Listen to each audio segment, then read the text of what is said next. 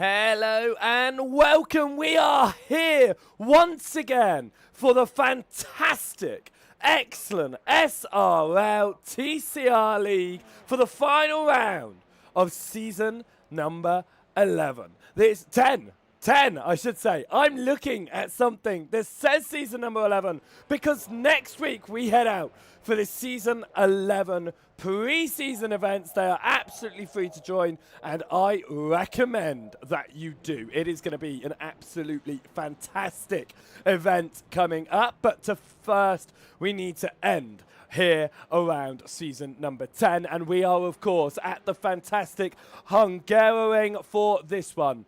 4 drivers will be walking away from the 10th and final round of competition as champions, and what a season it has been, where we set off all those weeks ago, in fact all those months ago, on January 9th at Jerez for the opening round of competition, and we then went across to Motegi. We saw some great fights across the field. Long Beach, we saw the first of the major incidents, the introduction of penalties and the penalty system, and that has had a significant impact on one championship in particular, which we will talk about in just a moment's time. Summit Point then came around, and again we saw some great racing there before we headed across to VIR, and it saw our next big accident of the season heading on the front straight there and underneath the tunnels, of course. We then headed across to Mugello, some good racing going on there, and then across to Brands Hatch just a few weeks ago. Catalonia on March 6th showed again some door-to-door action. Road America last week again had some significant impacts on the championship. We head out here at Hungaroring. What was originally supposed to be the 5th round of competition, it was postponed to the 10th and final round of the season, and we prepare to get going around the Hungaroring circuit in a few moments' time for qualifying. Of course, our grid for race number 1 is going to be set by our qualifying. Our grid for race number 2 will be your results from race 1 with your top 15 inverted. Now, as this session stands, it is Adam Dalmont who's at the top with Kim Borkland just behind. And if that sounds familiar, well, it means that you have had a look at our Pro Championship standings in this one, because it is Adam Dalmont on the top of the Pro standings over there, as well as I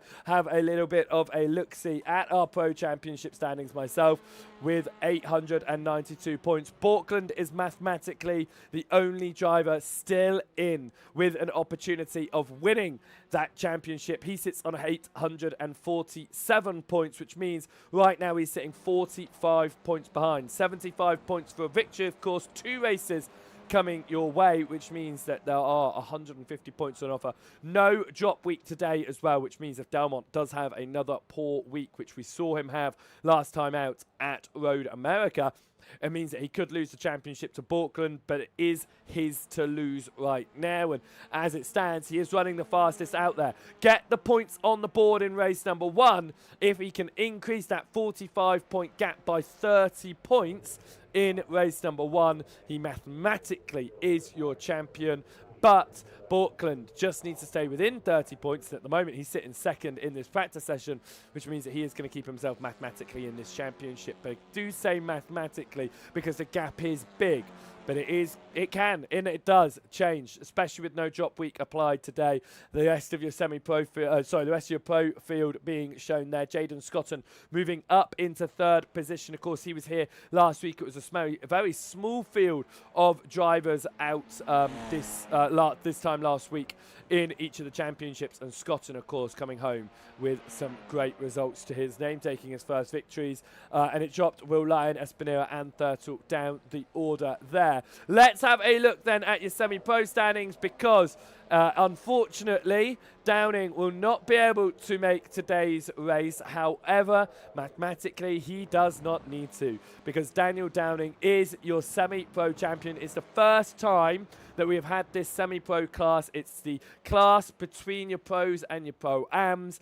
It's the first time we've had it, and Daniel Downing is going to be your champion before we even enter the final round. As I say, he is unable to make today due to family commitments. However, he is your champion. 769 points to his name. That will stay throughout the course of the evening. It will not go up, it will not go down, but he will be your champion. And of course, Kev Aylett moved past Carl Hardy last week. They'll still be fighting out here today to see if they can do anything. And as I look here, Aylett is here, Hardy is here. They are going to be fighting for second in the championship, just 21 points between them. So there are still fights behind to keep an eye on. And as we're talking about fights behind, let's go to the next class down and your Pro-Ams. Titular is all but your champion in there. Again, mathematically, Craig Walters is still within an opportunity. There are 115 points between the two of them. Mathematically, Titular still has the opportunity. So Titular is definitely going to have the opportunity to win, but Walters does have a far distant opportunity to take the championship with 550 points to his name. But mathematically, likelihood is Titular is going to take the championship, and he can do that in race number 1 to solidify that championship. Now, the championship that has had a big effect, and I think one that we do need to pay attention to here, because I do think that the championship in your amateur class has been directly affected from penalty points that were applied last week. Vigard Olsen-Lea was leading the championship, 510 points to his name. Thomas Kuhn with 507. However, no, sorry, I should say Lea was 512 points to his name. However, Vigard Olsen-Lea did receive a penalty last week. It was 7 points off of his name, which means that going into the final round, Thomas Kuhn is going to be leading the championship, 2 points clear of Vigard Olsen-Lea. Mathematically, Ben Gibbons and Torburn Mail are still in with an opportunity. Realistically, we can count them out. But Thomas Kuhn, Vigard Olsen-Lea, they are just 2 points separating them. The bonus points from being on pole position are going to mean a lot. And Kuhn right now is the fastest of your amateurs in this practice session at the moment. So those bonus points, those additional points that are 5 points, I believe it is, means that Kuhn could pull his gap up to 7 points before the start of the first race. But that is the one that we are going to need to keep an eye out, is Thomas Kuhn and with Vigard Olsen-Lea. Now, with that being said, this broadcast is going to go longer than it usually does on a Friday night, and that is because we will be sticking around and checking out the championship standings live. At the end of race number 2, it does mean we'll have our interviews, but we may have a bit of a pause between the interviews and then us talking about the championship standings, just as they're tabulated. If we talk to enough people, we might not have a break, and sometimes, as we saw from season number 9, that does happen. Now, I mentioned earlier on, season number 11 is going to be coming our way, so it is something that we do need to be thinking about as well. And of course, we don't have any weeks off in SRL. We will be back out next Friday, not for round number 1, but for our pre-seasons. And if you're interested in getting involved in that, well, the pre-seasons are absolutely free to join. You can jump down and give the pre-seasons a go. We head over to Sebring next Friday on the 27th of March for the first pre-season event. And again, just like for season 10, we're only going to see 2 pre-season events ahead of season number 11. We head across to Interlagos on the 3rd of April for the second pre-season event. Both of those are free to join, so make sure you're getting across into the SRL Discord to get yourself involved in those pre-season events. Then we head out for round number 1 at Donington. What a first track to have on our calendar for Donington Park. It is going to be interesting to see how that plays out as a league opener. We return to Mugello for the second round of competition. We had a great race at Mugello this season. That'll be fun to go to. And then we would go to Nürburgring for the third round of competition next season. Silverstone Nationals on there. Great circuit for BTCC fans, that's for sure, and great in these touring cars. Imola joins the championship round number 5. We head to Watkins Glen on 6. Snetterton's there in 7th before we go back-to-back Britain races. And we go to Thruxton. That's going to be a fun one. Very fast circuit. Mid-Ohio. The first time I'll be broadcasting a race from Mid-Ohio on round number 9. And it ends at Zandvoort. What a season number 11. Guys, get yourself involved in that one. Spaces are going quick. We already have a very big field of 30 drivers signed up for season number 11. So make sure you get yourself involved. We will be back here in Joseph Wright Broadcasting on SRL TV for season number 11, and I am excited for it. The pre-season races and all of the rounds as well. And as I get confirmation in the YouTube chat, bonus points are 5 for pole and 3 for the fastest lap in each race. So we do need to keep an eye out on that as well, because those bonus points can have a significant impact in the championship, especially when penalty points are applied, such as the penalty points to Vigard Olsen Lear. He'll be wanting to keep it clean here this evening. As you can see in the top left corner, practice is ticking over to a close, and our drivers are going to be preparing themselves for what is going to be an excellent total of 45 minutes of racing. 2 races coming your way. The first race of 20 minutes will be set by the upcoming qualifying session, and race number 2 will be the results from race number 1. But your top 15, well, they're going to flip on its head, and our race winner from race 1 will start in 15th place. The driver who manages to get himself into 15th will start from pole position. Now, our amateur drivers, such as Thomas Kuhn, Vigard Olsen Lear, will be hoping they are part of that invert, maximise their points in the second race of the day and try to take the championship. However, every time we have seen an amateur driver at the very front of the field in this series, they have unfortunately been taken out in an accident. We saw it a number of times for Vigard Olsen Lear, and I believe it happened to someone else last week. I'm not too sure if it was last week or who that was again, but it is bad luck, I think, for an amateur driver to be at the very front. So do you want to be there for the points? Do you not want to be there for the bad luck it has caused our drivers over the course of the season?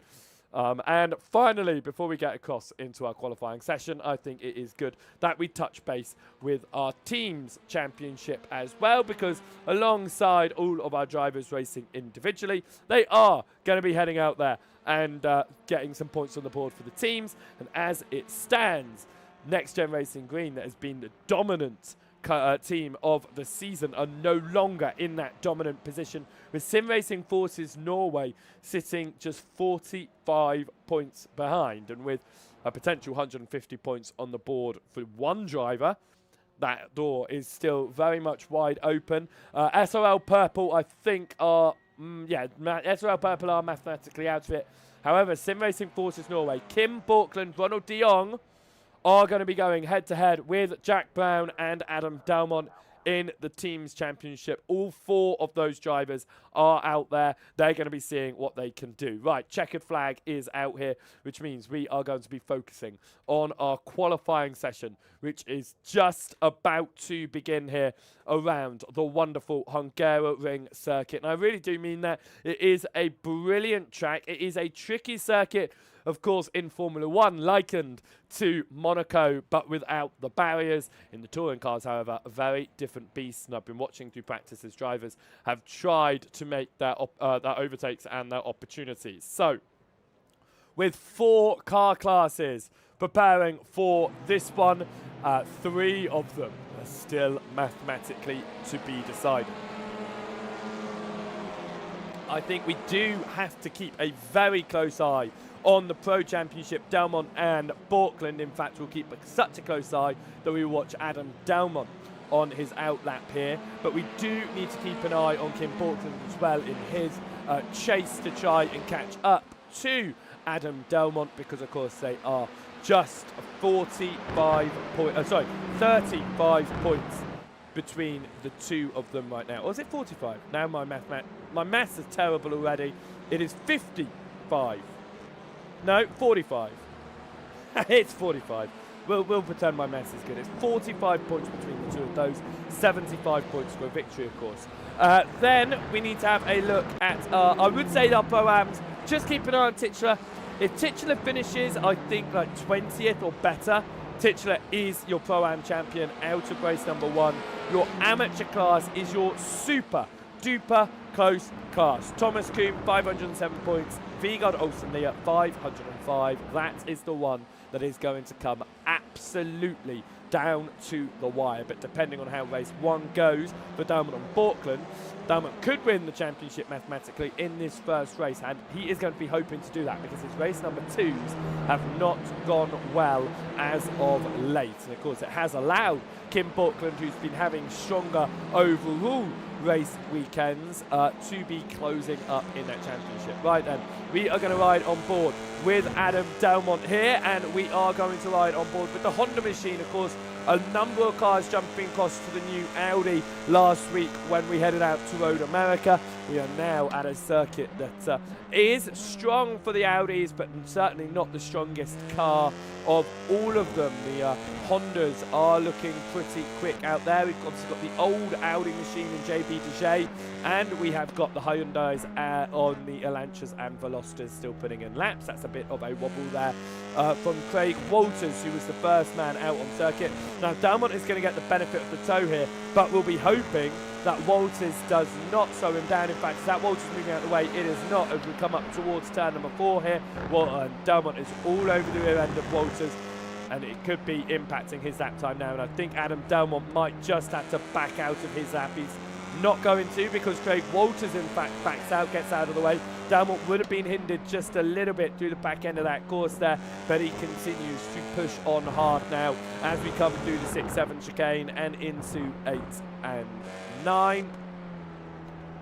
Of course, this second half of the lap, a lot of switchbacks. This is where it gets slow, it gets tight, and cars need to get their turning capabilities working. Out of turn number 11, and now foot to the floor as you head up towards the heavy braking zone of turn number 12. You get yourself turned into the right here. Dalmont gets that curving on the inside, pushes it to the curving on the outside, swings it back across now into turn number 13. As you exit turn number 13, you're going to push up all the way into that entry to pit lane, but you swing across back to the left here as you turn for the 14th and final turn here at Hungaroring. That is a lap of the circuit, and Adam Dalmont will be the first man to put a time on the board here as he comes across the timing line, and will go provisional pole position, but we'll have to see what cars behind him are doing. In fact, we will definitely have to have a look at what his rival Kim Borkland is able to do, as Borkland cost the time there. It was an invalid lap and a slow lap as well for Kim Borkland in the mix of the field here, which means we will keep an eye on Kim Borkland on this second lap of asking here and seeing if he is able to get a strong lap in to the field. Only 3 pro drivers are heading out there once again today, and in your pro field it is your top, well, it's not your top 3 actually, because it's Will Lyon. I'm about to say it's your top 3.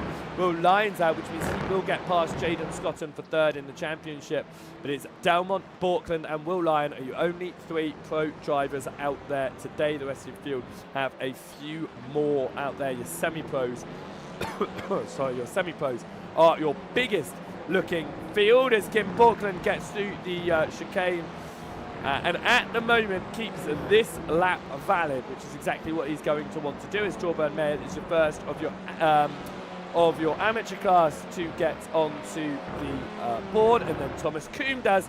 Crucially for Kuhn, that is a very fast lap, 1.4 off of pole, but in the midst of the field right now, and we'll be looking to get those 5 additional bonus points for pole position. We get into turn number 12 as we head through the hairpin of 13. Borkland will be trying to make sure that this lap is a valid run, as I keep on looking over on the right hand side. Lots of off tracks, in fact 25 off tracks by repeated drivers, but 25 off tracks on drivers' second lap of asking, and Kim Borkland gets an off track on the final lap on the final corner of the circuit, I should say, which means Borkland, who would have put in a 52.281 fast enough for third position, finds himself without a lap time. He gets an off-track by running wide at the final corner. Now,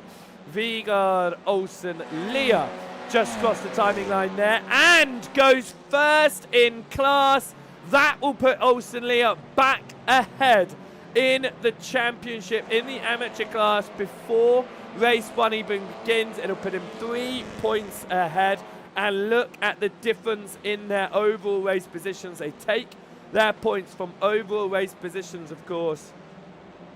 So this is going to be tight between Olsen Leah and Coombe in the championship. There is no doubt about that. And as it stands, Olsen Leah would be in the invert if race number 1 was to end the way this qualifying session currently stands.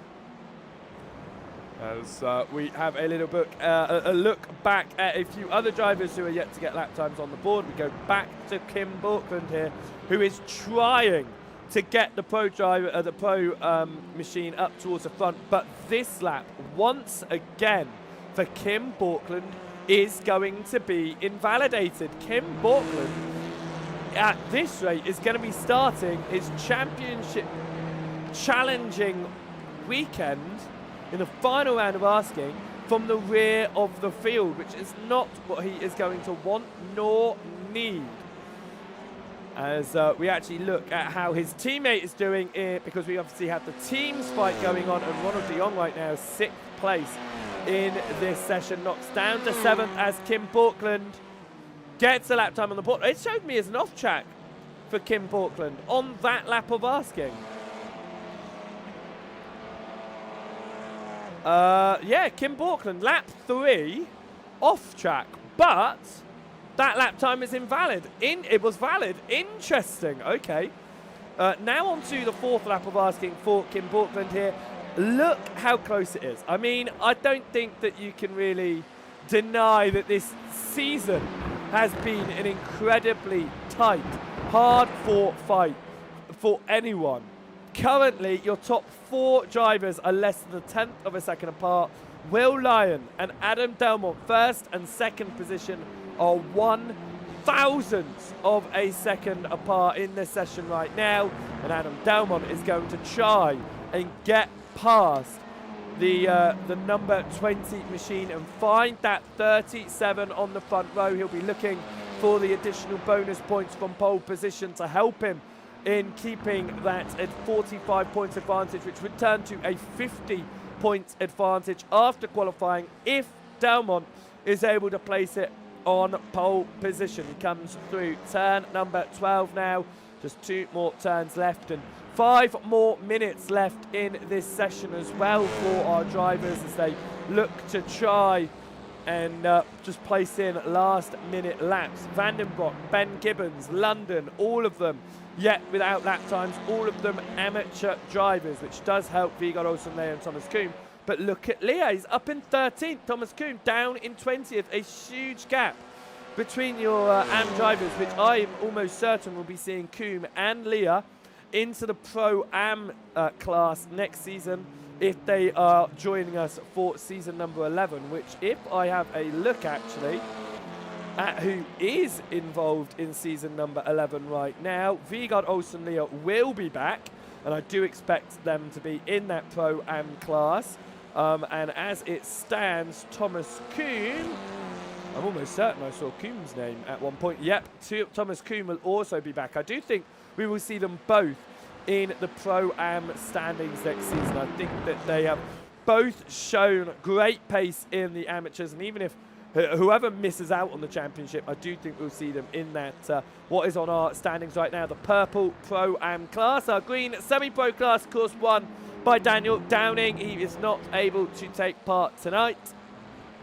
And we come through turn number 8 here for Adam Delmont, still trying to find that 1/1000th of a second over Will Lyon. And as he laps around the circuit, he has got the 007 of Craig Walters behind, and Walters has been using Adam Delmont to pull through the field. Of course, we remember Delmont's first lap he was behind Walters. Walters pulled over, and what a choice it was from the Pro-Am driver. He has put in a ridiculously fast lap in that Pro-Am field, and Jack Brown right now is about 5 cars back and a whooping 7/10 of a second back on Craig Walters as it stands. A big difference in that Pro-Am class that normally we see pretty close together. The semi-pro class are a lot closer together right now, and I don't think you can discount the pro class being close together. The entire field on your pros are 3 drivers separated by 34 hundredths of a second. Still no improvement there. In fact, 8/10 of a second slower for Adam Delmont, as it's just now Ben Gibbons who is yet without lap time. In fact, he is not getting out there on the circuit either, which means I think that Ben Gibbons is not going to be able to take part in the qualifying session here.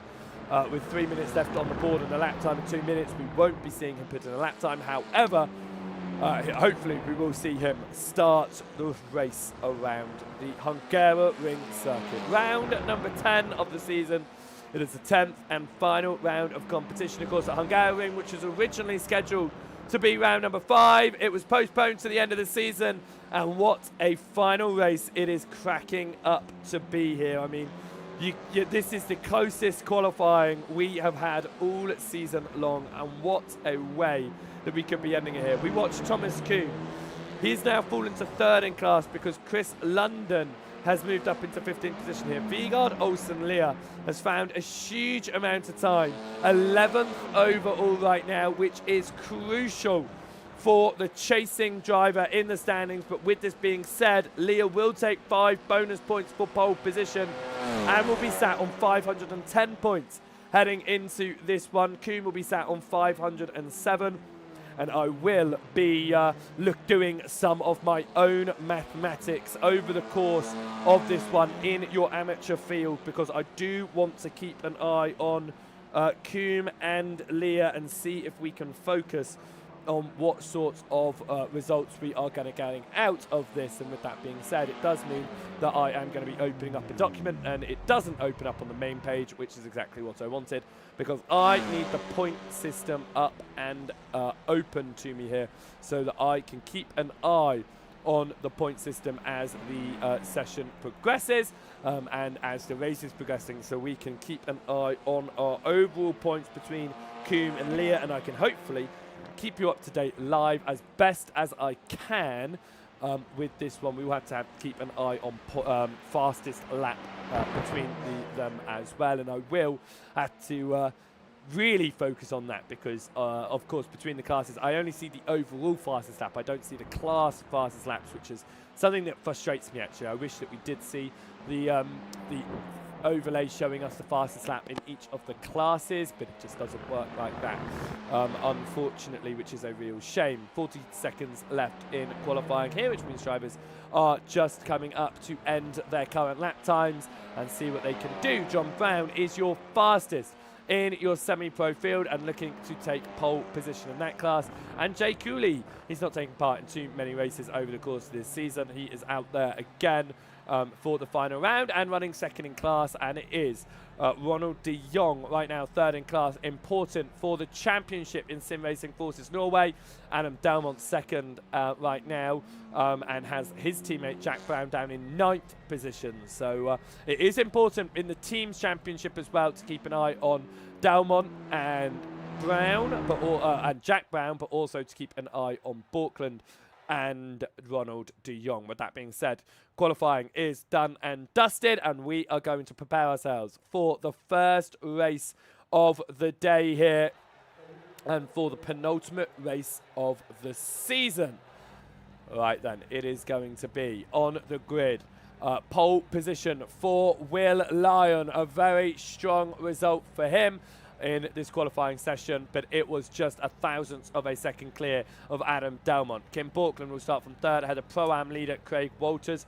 John Brown will start in 5th, and it will be Jay Cooley in 6th position. 7th for Ronald de Jong ahead of Mark Draper, Jack Brown in 9th, and Kev Aylett in 10th. And importantly for Vigard Olsen Lear will be an extra 5 points to his name. He will have 510 points and now leading the amateur standings going into race 1. Carl Hardy sits in 12th position. 13th 14th is for Stuart Gibbons out of JB DeJay. Dec Crowther in 15th out of Chris London. Lucas Henschel will start in 17th ahead of Fraser Garrity in 18th position. Daniel Lewis for 19th, and Paul Hurley rounds out your top 20 on your grid. Thomas Coombs starts third in class, crucially 21st overall for your amateur field. Demis Titchler starts in 22nd. He is your Pro-Am leader. Even with this poor result here, he should still take the championship out of the first race. Torban Mayer will be starting this one in 23rd ahead of Chesney Vandenbroek and not able to get a lap time in on qualifying. Ben Gibbons will be starting at the very rear of your field. That is your grid then for the penultimate race of the season here. Round number 10, race number 1 is about to begin. 20 minutes of asking. That will be about 11 laps of asking as we prepare to get ourselves underway for race number 1. It is Will Lyons starting from the very front of this field. It is Adam Delmont alongside him, crucially ahead of Kim Borkland on the grid, and that is exactly what your championship leader will be wanting. He's not only a pro championship leader, of course, he is your overall championship leader as well, as everyone has made it to the grid, and we see 25 cars prepare to go racing for the second to last race of the season.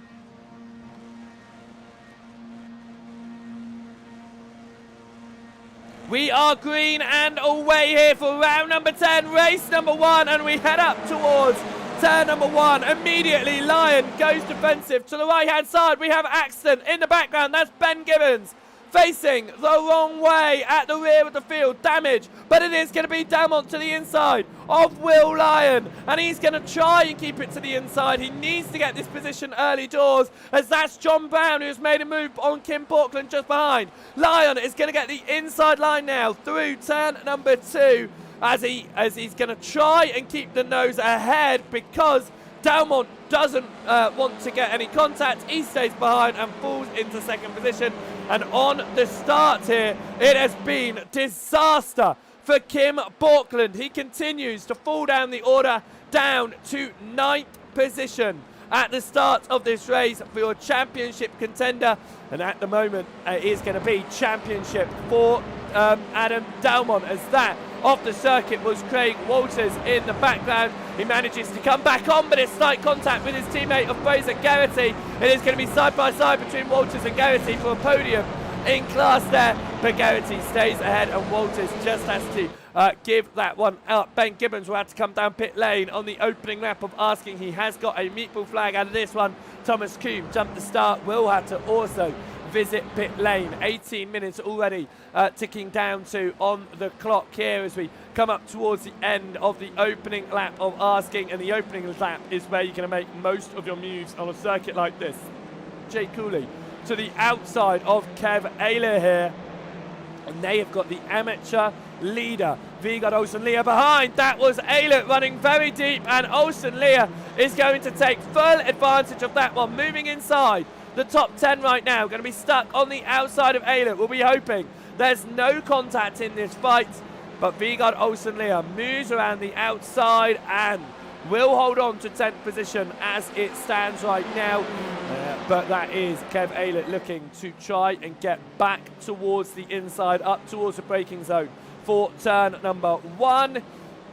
But he is going to get there. It is going to be side by side here between the two drivers, pushing it slightly wide there from Olsen-Lear. Ayler has that inside, but it will switch back across here up towards turn number 2. It will turn into Olsen-Lear's line once more, and Vigard Olsen-Lear does hold on to 10th position in this race ahead of Kev Ayler. Behind Daniel Lewis just keeps ahead of Mark Draper in 17th and 18th position. And that was, it looked like Kim Borkland trying to find his way back up the order. He fell down to 9th on the opening lap of asking, and now Fraser Garrity, now Borkland has had to do something.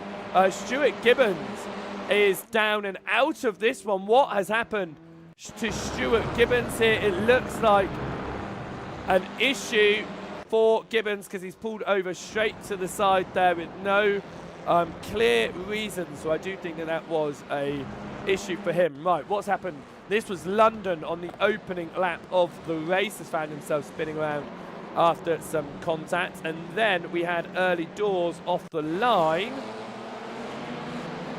Oh, Ben Gibbons slammed, he swerves all the way to the right-hand side of the circuit as he tried to clear himself of other cars, and it's Chesney Vandenbroek who was caught up in that one, and Vandenbroek right now running out there with severe damage to the front end of the 23 machine. Adam Delmont wants the race lead, but as it stands has to settle for second.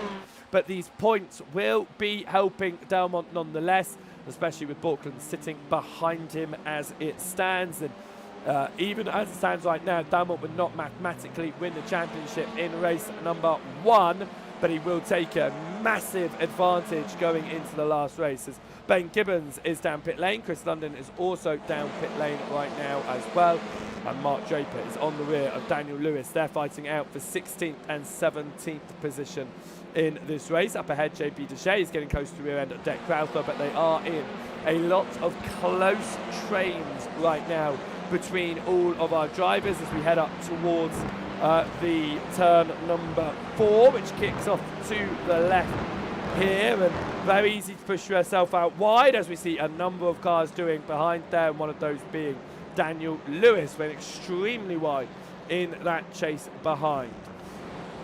As it looked for a moment like we might have that we might have JB Deshay looking to try and make the move up the inside, maybe even Deck Crowther doing something, but they do settle themselves back in once more then in this train of drivers. It would be very difficult to make an overtake on the back end of this circuit for the drivers, because they're not going to be wanting to risk crashing out with championship points on the line, especially our contenders.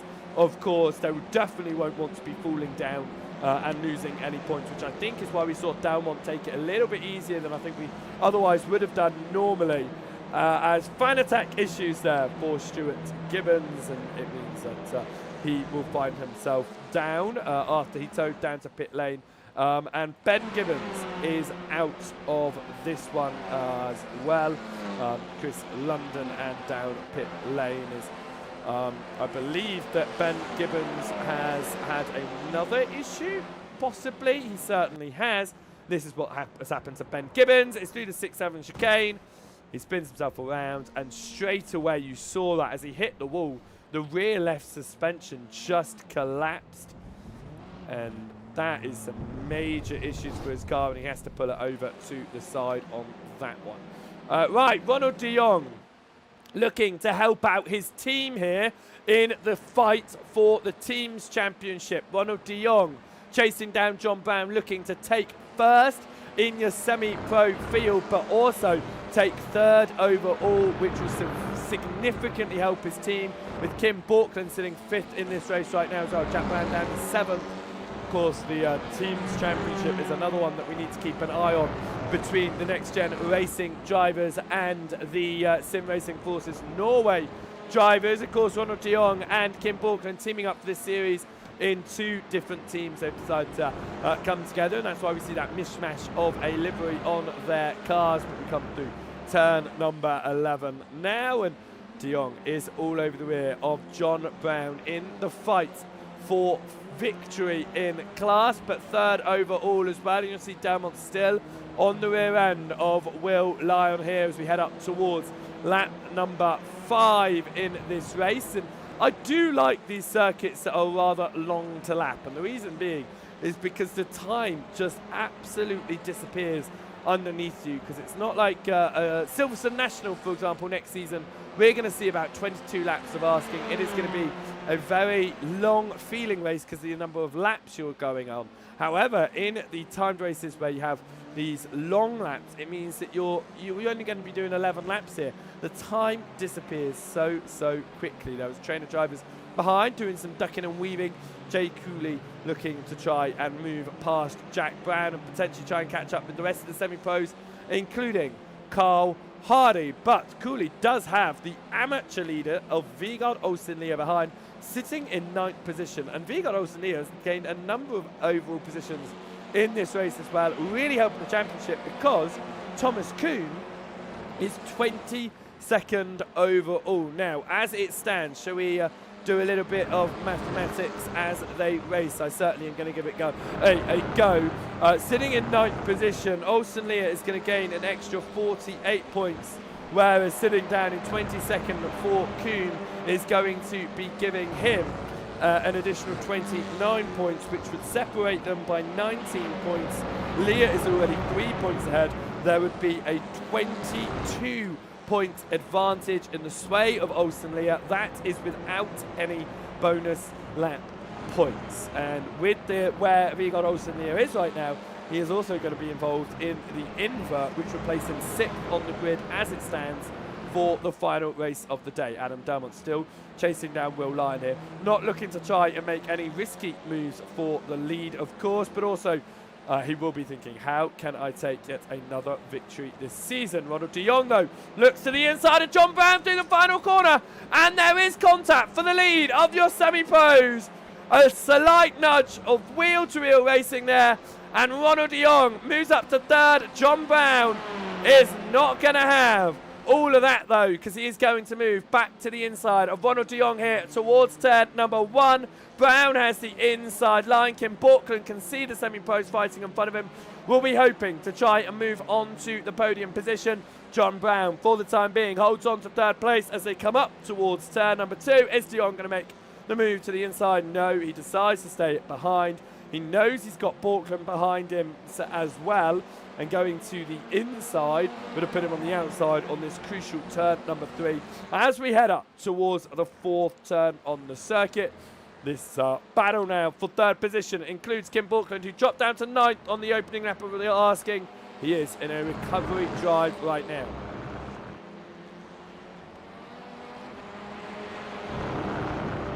We jump back to have a little bit of a look at JP Deshay, because Deshay is pushing Mark Draper through turn number 4. Now looks to the outside of turn number 5. It's too wide for Deshay, and he opens the door for Daniel Lewis. Are they going to be side by side into turn number 6?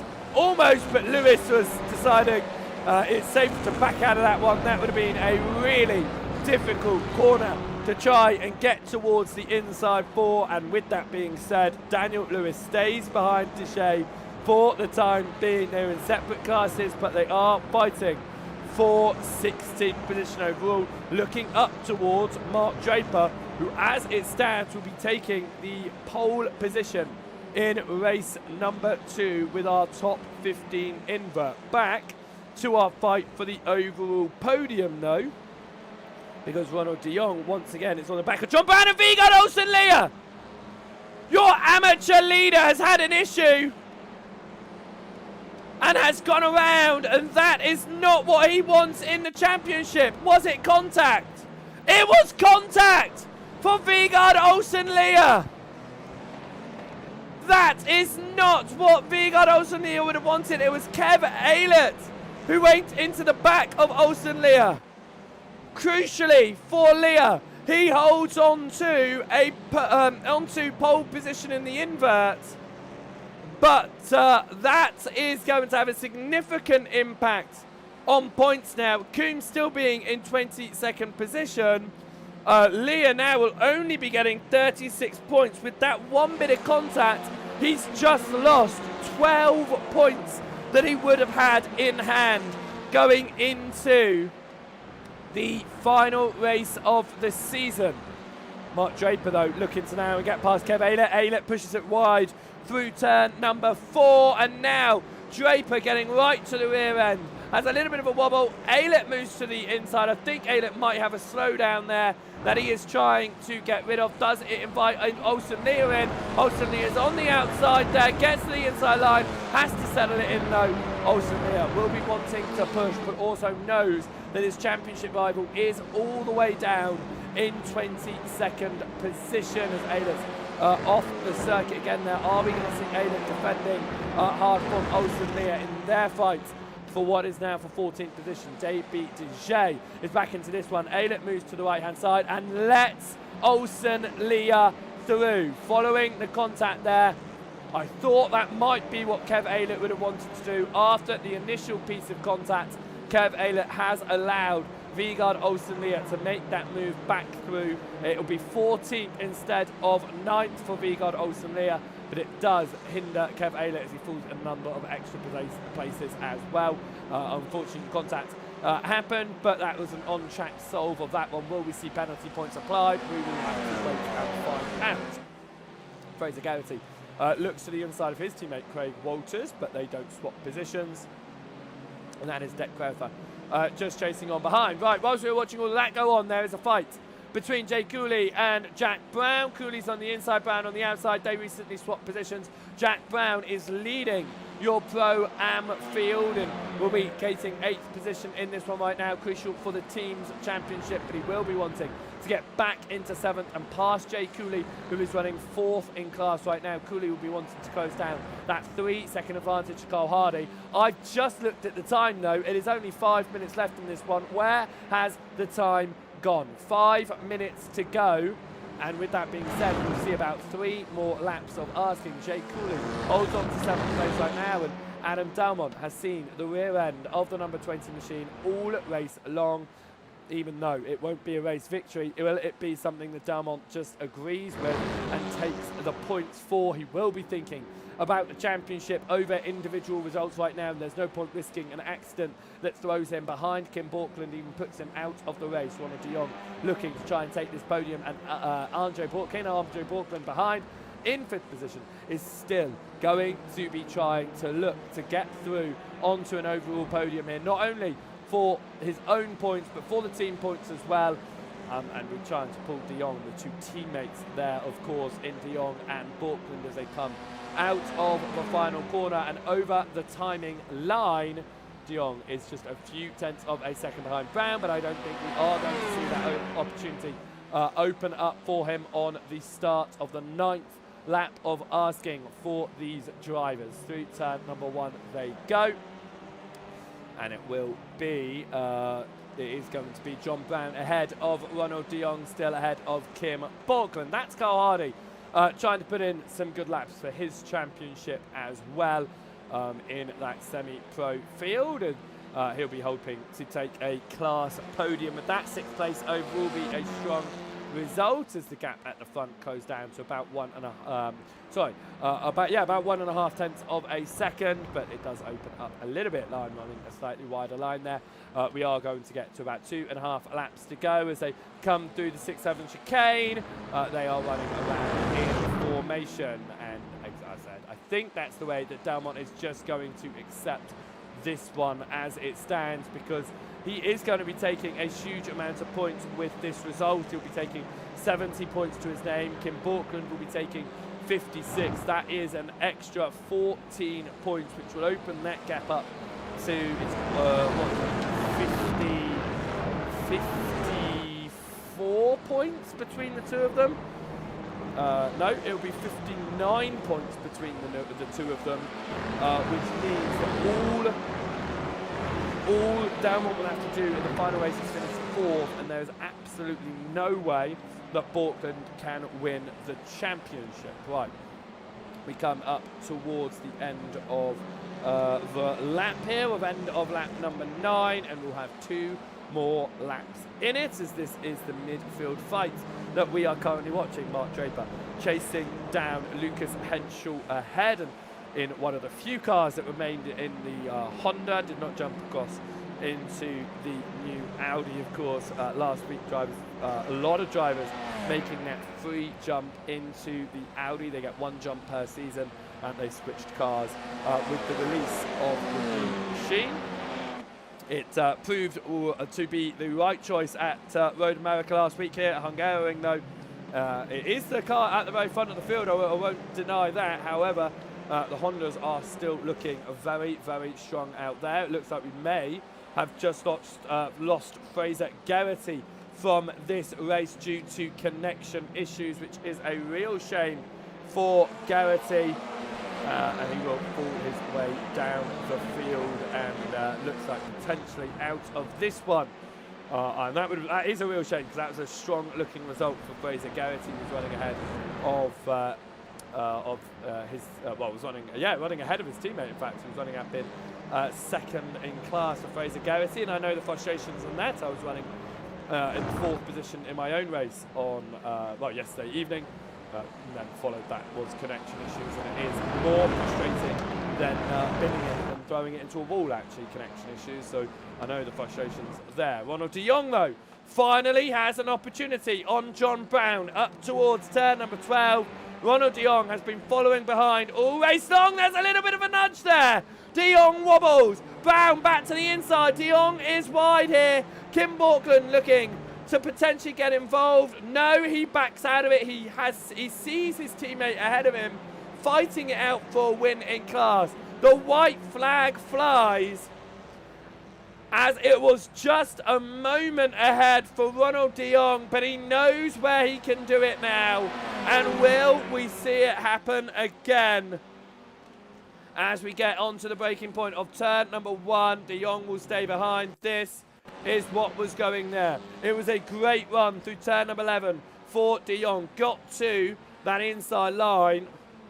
And then it was the exit of turn number 12, in which there was just a little nudge. There's the nudge, a little bit of a wobble. De Jong went deep with that. It allowed Brown to get back through in that fight.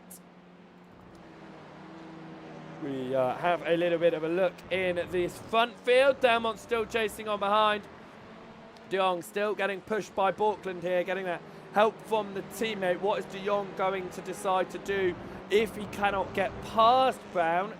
Are they going to remain in formation with de Jong ahead of Borkland? Of course, this is going to give Borkland an advantage into the second race of the day, because Borkland will start higher up the field. He will start 11th, whereas Delmont will start 14th. And we know the inverts don't always go the way that Delmont would hope for. He's been caught up in a lot of incidents in those second inverted grids. That being said, though, it is going to be a run through turn number 13, and Will Lyon is going to take race victory here in the first race of the day in the final round of the season. Will Lyon is your race victor. Adam Delmont will take home second. Will John Brown be able to hold it ahead of Ronald de Jong on the last lap of asking to take home third overall and the winning class? He certainly will. John Brown takes victory ahead of de Jong. Borkland comes home in 5th position. Jack Brown helping out his teammate Next Gen Racing Green comes across the line in 8th position, and Victor in your Pro-Am field. And crucially for Vigard Olsen-Lear, he has recovered back to 13th position in this one. It won't be the points that he would have got for 9th, however 40 points for him. And with Thomas Kuhn coming home in 21st position, this is of course your championship fight that is still very much ongoing.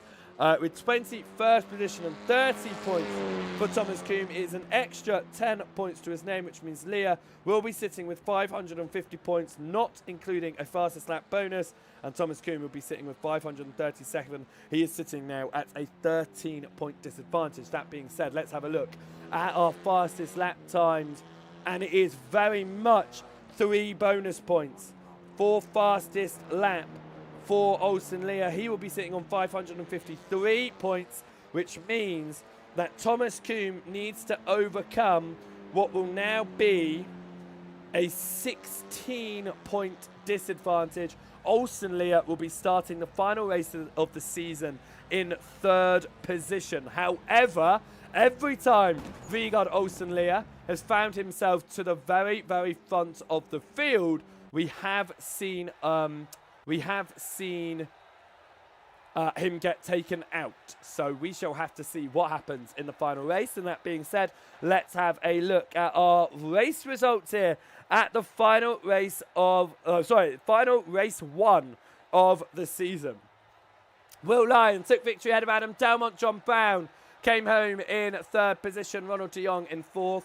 Kim Borkland came home in 5th position there ahead of Carl Hardy. Jay Cooley took home 7th in the end. Jack Brown taking victory in class came home 8th. Ahead of Mark Draper, and Deck Crowther rounded out your top 10. Craig Walters came home in 11th. Ahead of Lucas Henschel. Vigard Olsen-Lear winning in class takes home 13th. JP DeJ in 14th. and Daniel Lewis will be starting the second race of the day and final race of the season from pole position in our top 15 invert. Kev Aylett will be starting, finished that one in 16th. He'll be starting the next one there as well. And Paul Hurley, Torban Mail in 18th, Adam Demisic and Chesney Van Vandenbroek rounding out your amateur class podium and your top 20. Thomas Coombe took home 21st in the end. It was not a race to remember for him. Fraser Geraghty came home in 22nd, 2 laps down with the disconnect. Could have taken a podium in class, but unfortunately he had the connection issues. Stuart Gibbons had wheel issues. Ben Gibbons had driving issues. And Chris London had start line issues, which means that they all had their own separate problems. And hopefully we'll see all 25 out for the final race of the season. That being said, then, we have a few minutes to go left in this one. We will try to have a quick word with a couple of our drivers. We'll have a quick word here with Adam Delmont. Adam, you were taking it easy there, running around in second position. I am assuming that you are feeling it is all about the championship right now, and you've all but confirmed it. Is that why you were staying behind? Yeah, obviously I've had a rough couple of weeks. I've had a few things going off in life that has just unfortunately taken my mind out of things for a couple of weeks. So obviously the first 2 weeks anyway, I'd dropped rounds to spare. So it was like, I'd been involved in some area there and I had to be up and away early the following morning. So I packed up early, relying on my 2 spare drop rounds. And then obviously they changed the car. I'm not a massive fan of it. I've learned to find a bit of pace in it, but they've changed the characteristics, which for me, I don't quite like it as much. So it's taking some getting used to. So the idea, mate, is just to try and cruise it home and just scrape enough points, because I've obviously lost a massive amount over the last 3 rounds. It has been a very difficult, obviously, few weeks for you. However, it does mean that you now go into the final round with, I believe, I'm counting about a 55-point advantage, which does mean that even if you come home at the very back of the field, I believe that Borkland does have to win the race. So get down to the end, the championship's yours. I will do my best. All right, good luck for the final round. Cheers, buddy. Thank you.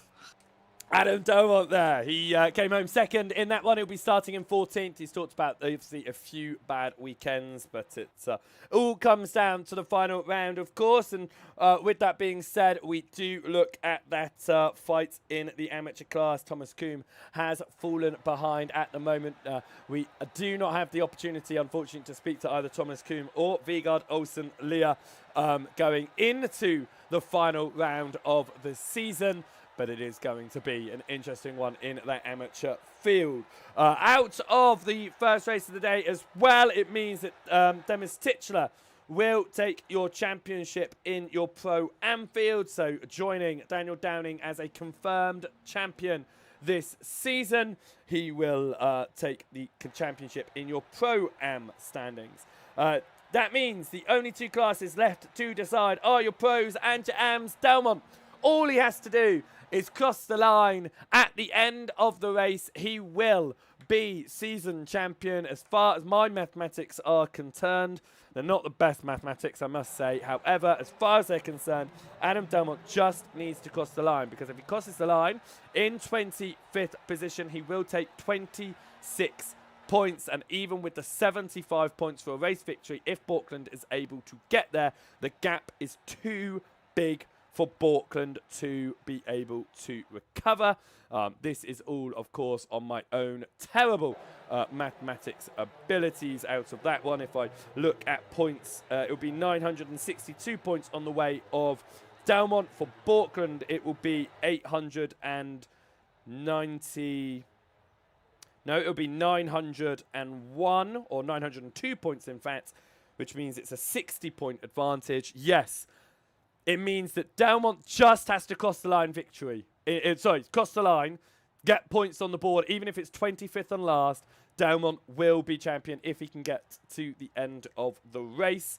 That's all he has to do. Thomas Kuhn has to do a lot more to now catch up what is a 16-point deficit to Vegard Olsen-Lear that I have done a lot better job at calculating. Right then, let's set our grid for the final race of the season. Drivers get themselves down onto the track, and it is going to be Daniel Lewis starting from pole position in the final race of the season ahead of JB Deshay. Vegard Olsen-Lear, can he finally turn the bad luck of starting towards the front of race number 2 and not find his way into a wall? Lucas Henschel will be starting in 4th out of Craig Walters. Dec Crowther from 6th position. Mark Draper will be starting in 7th out of Jack Brown. Jay Cooley from 9th, and Carl Hardy will start in 10th position. Borkland will find himself on 11th on the grid ahead of Ronald de Jong. 13th will be the way of John Brown. Adam Dalmont will start this one in 14th. Potential champion ahead of Will Lyon, race 1 winner from 15th position. Kev Aylett will start this one in 16th out of Paul Hurley. Torban Mail in 18th place on the grid ahead of Demis Titcheler. Chasing Vandenbroek from 20th. Thomas Kuhn has it all to do from 21st position for a potential amateur championship. Fraser Garrity in 22nd ahead of Stuart Gibbons. Ben Gibbons will start in 24th, and Chris London from 25th and last on the grid. And with that being said, even with our DNS from race number 1, we see all 25 cars make their way back onto the grid for the final race of the season. 25 laps on 25 minutes on the board. It'll be an additional 3 laps of racing according to my estimations on my software. Of course, I know the word is actually estimations, but I like the word estimations. Right, 25 minutes on the board here for the final round. We are a go for the 10th and final time on race number 2, up towards turn number 1. A great launch for Daniel Lewis. Vegard Olsen-Lear gets off the line really well and gets past JB Deshay. Up towards turn number 1. He wants to keep it clean, and he does keep it clean. Are we going to be clean? Behind, towards turn number 1. Adam Dalmont has contact through turn 1. However, everyone exits facing the right way. We've now got to get through turn number 2 and hope that we can settle ourselves down as drivers continue to fight for any position that they possibly can here. Adam Dalmont and Kim Borkland are next to each other on the circuit here, but Borkland goes for a move around the outside of Dec Crowther there. Does he get it done? Because he's disappeared for a moment. It looks like he does, and it looks like another wheel issue in the background for Stuart Gibbons, which is a real shame as he pulls off to the side. And what could have been for him in a strong start to the evening has ended up being a very poor end to both races with wheel issues. However, this is now Adam Dalmont under attack. John Brown! Dalmont finds himself sideways. He knows, I just need to make it to the end. I don't need to get any additional points. I just need to get a point for finishing. Don't wreck me out. So, talking about wrecking me out, there are issues in the background, and Demis Titcheler, your Pro-Am champion, finds the rear end of his car pointing in all sorts of which directions there, and will have to come down pit lane to sort that one out. As Kim Borkland moves up to 7th here, he is going to do his best to try and maximise his points in this race, but as I say, as long as Dalmont gets points on the board, he will be champion. Right, Thomas Kuhn moves 2nd in class right now. It's 19th position overall. But unfortunately for him, Vegard Olsen-Lear is fighting out for the lead, for the front of this one, so I should say, for 2nd position. Jay Cooley gets to the inside here. How hard is Olsen-Lear going to fight? The points are in Olsen-Lear's favour. All he has to do is finish ahead of Thomas Kuhn. He doesn't even need to do that. How hard is he going to be fighting for an overall podium here? Craig Walters gets the inside of Jay Cooley, and that is the Pro-Am leader now, getting past 2nd in your semi-pro field. We head up towards turn number 2. Craig Walters stays ahead of Jay Cooley as they come into the 2nd turn here. A lot more positions being going for. This is what happened to Demis Titcheler on the last lap. And it was contact and turn by Torben Mail, and that was just avoiding it from Ben Gibbons there. That could have been extremely close in all of that as he sees the accident, and there he comes across, and Ben Gibbons gets down onto the brakes, gives up time, but keeps the car clean in this one after having to come down pit lane early doors in race number 1 after the accident on the start-finish straight. And you'd think that that would be strange, but it's not the first time it has happened in the SRL, a TCR league, of a start-finish line accident. We've seen actually a number of times now. Fantastic. Notably, we saw major issues on the start-finish line in, I believe that was race number 2 as well, actually, in that one instead of race number 1. But we do come through. Will Lyon now looking to try and move his way back up the field and get some points on the board. He will finish 3rd in the Pro Championship at the end, but he will be looking to try and take a victory with that. Adam Delmont now side by side with John Brown goes to the outside of turn number 12. It'll switch to the inside as the Pro driver and potential Pro champion is running around. He's all but the champion going into this final round. Just needs to get the checkered flag. It doesn't matter if it is in the midfield, at the front, or at the back. Thomas Kuhn holding on to 19th position right now. Crucial for him to stay ahead of the rest of the amateurs. However, what he doesn't want is Vigard Olsen-Lear to be having a nice, easy ride in P number 4. I think selfishly he'll be thinking, can something happen again to Olsen-Lear like it has twice this season for Olsen-Lear, where he has been at the front of the field in race number 2. We saw him getting crashed out of the lead, of course, all the way back in Long Beach after some contact there, and it cost him a very, very strong result. He again got hit out from, I believe it was the top 5 a bit later on in the season as well. He's sitting in 4th right now. I don't want to bring it down on him because Vigard Olsen-Lear is currently leading that championship by 16 points. And he'll be wanting to stay out at the very front of this one, looking to get the 3 bonus points for fastest lap in class anyway. Right now, looking to do so. He's found a lot of pace. Like I said, I do think we'll see Olsen-Lear and Kuhn up into the Pro-Am Championship in season number 11. They are both returning in season 11, so I do expect them to be up there. Olsen-Lear right now proving to show that he has got some pace and maintaining up here with the big guns as well, in the likes of your semi-pro class as well, not just your Pro-Ams, but your semi-pro class. And that's what I've noticed actually a bit with your Pro-Am class and your semi-pro class. It's nice to see, because it's nice for the drivers to get their own individual championships, as this is Kim Borkland fighting to get up the inside of Jack Brown. This is crucial for the team's championship fight, and that is Borkland past Brown there as they fight it out for the team's championship. But it is also crucial not just for sorry, what was I talking about? I've lost it now. Anyway, we watch Jack Brown. He's falling down to 7th position. Kim Borkland's up to 6th position, as I try to remember what on earth it was that I was talking about as we had that overtake going on there. Will Lyon and Adam Delmont momentarily switch around positions out. I think through the corner, Will Lyon was just a little bit wider through the turn. Across the timing line, Craig Walters is faster in the 007 machine. As we head into the 19 minutes to go, 4th lap of asking, we'll be looking at 11 more race laps in this one, the same length as we saw in race number 1, of course. Of course, I was talking about the mix of the classes, wasn't I? The semi-pros and the pro-ams, they get a nice championship fight between the two of them. Of course, they don't have to worry about as many cars, because season number 9 we saw a huge field of pro-am drivers, so it was nice to get this semi-pro field included in it. And there is a mix between your pro-ams and your semi-pros, definitely, and through the season it's ebbed and flowed as to which class is actually the faster class, as Will Lyon now looks to get up the inside of Deck Krause. There it is, side by side. Is he going to try and keep it to the inside of turn number 6? No, he backs out of it. Delmont's down on the outside though, so he's going to have to keep it just tighter than he otherwise would have done, and he does remain behind for the time being in 10th position, with Adam Delmont running in 11th. But yeah, the ebb and flowing of the semi-pros and your pro-ams has been nice to see, and I think we will continue to see that ebb and flow next season as well as we go into this 11th season competition. Of course, we get 2 pre-season events, but we will be back next week to show those, as Adam Delmont looks to get up the inside of Will Lyon. He followed Lyon all the way through race number 1. He's to the inside of Will Lyon. They fight it out for 10th position overall. Adam Delmont on the outside now. Will Lyon holds the inside line, and Lyon remains ahead as we get on to the braking zone for turn number 14.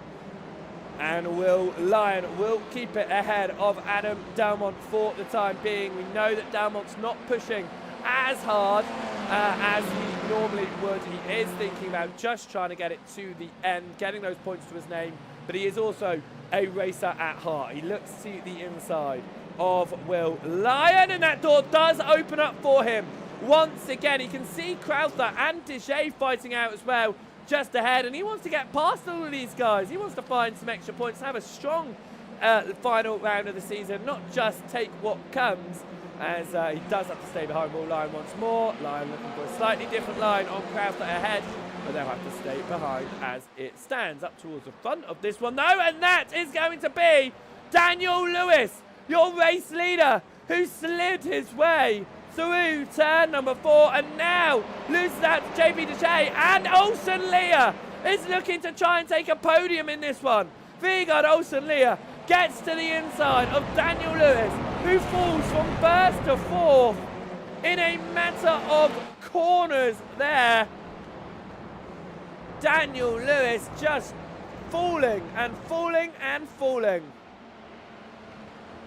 And he goes behind Kim Borkland as well. Will this be Lucas Henschel trying to get his way past in all of this as well? Let's see if we can have a little bit of a look at what happened to Daniel Lewis. It was just too much speed. The whole rear end kicked out of him. He kept it going straight, but doing that, I think he then runs deep, and it just put him offline, and everyone took full advantage of it as Vigard Olsen Leo went up his inside as well. It then put him off through the chicane, which then put him deep onto the grass, and then that invited Portland in for that overtake. So you can see how it spirals at a circuit like this. Adam Delmont though now looking to make another move past Will Lyon to see if he can confirm it this time. He's on the outside, Lyon to the inside. They've got John Brown just behind them, thinking what is going to go on here. It's 2 by 2 into turn number 1 as JP Dijay and Dec Crowther are side by side ahead. Dijay stays ahead. Delmont, does he stay ahead of Will Lyon this time? He's going to get the inside of turn number 2 and the inside of Dec Crowther as well. Delmont really waiting for it.